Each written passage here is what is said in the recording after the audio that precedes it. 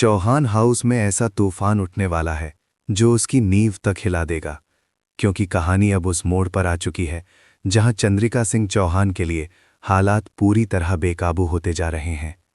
Media कैमरों की चमकती फ्लैश, रिपोर्टरों की तीखी आवाज़ें और महिला मंडल के गूंजते सवाल सब मिलकर चंद्रिका को ऐसे कटघरे में खड़ा कर देते हैं जहां से बच निकलना लगभग नामुमकिन लगता है।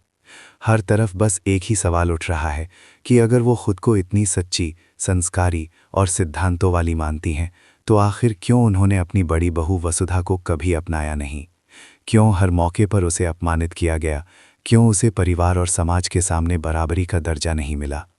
माहौल इतना गर्म हो जाता है कि बात सीधे माफ़ी तक पहुंच जाती है और सब खुलेआम मांग करते हैं कि चंद्रिका सिंह चौहान को वसुधा से सबके सामने माफ़ी मांगनी ही होगी। तभी देव गुस्से में आग बबूला हो उठता है और अपनी माँ का बचाव करते हुए कह देता है कि जब उन्होंने कुछ गलत किया ही नहीं तो माफ़ी किस बात की। लेकिन सच यही है कि देव भावनाओं में अंधा हो चुका है, क्योंकि जिस तरह चंद्रिका ने वसुधा को सालों तक तानों, तिरस्कार और अपमान का सामना कराया, उसके बाद एक सच्ची और दिल से निकली माफ़ी तो बनती ही है।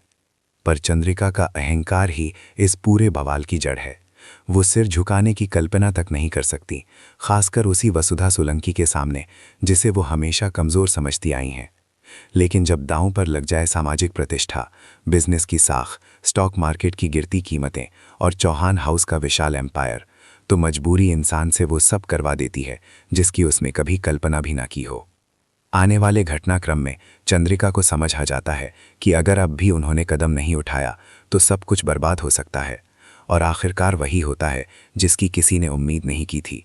चंद्रिका सबके सामने वसुधा के आगे सिर झुका देती हैं। ये पल जितना चौंकाने वाला है उतना ही भावनात्मक भी, क्योंकि जिस देवी हुक्म के आवाज़ के आगे कभी कोई बोल नहीं पाता था, वही आज कैमरों के सामने खड़ी है, झुकी नज़रों के साथ। वसुधा खुद हैरान रह जाती है, लेकिन अपने संस्कारों के चलते वो उनके सामने सिर झुकाकर उनके पैर छू लेती है और ये दृश्य टीवी स्क्रीन पर लाइव प्रसारित हो रहा होता है। सोशल मीडिया पर मीम्स बनते हैं, लोग चौहान हाउस का मजाक उड़ाते हैं और सालों से बनाई गई प्रतिष्ठा पल भर में तमाशा बन जाती है।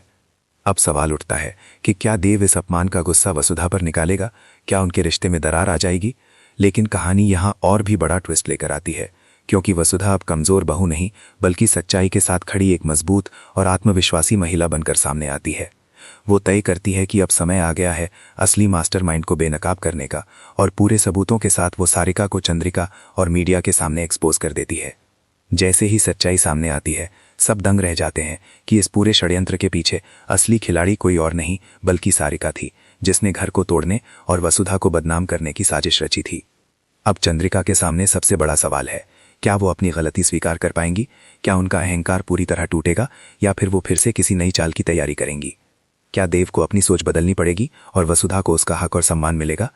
कहानी का हर मोड़ दिल की धड़कन बढ़ा देने वाला है और आने वाले पल तय करेंगे कि चौहान हाउस की इज्जत बचेगी या बिखर जाएगी।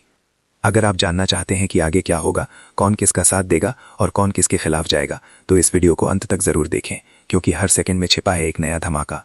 और अगर आपको ऐसे ही मसालेदार, ट्विस्ट से भरे और दिल को छू लेने वाले अपडेट पसंद आते हैं तो अभी चैनल को सब्सक्राइब कर लीजिए, वीडियो को लाइक कीजिए और कमेंट में बताइए कि क्या चंद्रिका की माफ़ी सही थी या सिर्फ मजबूरी।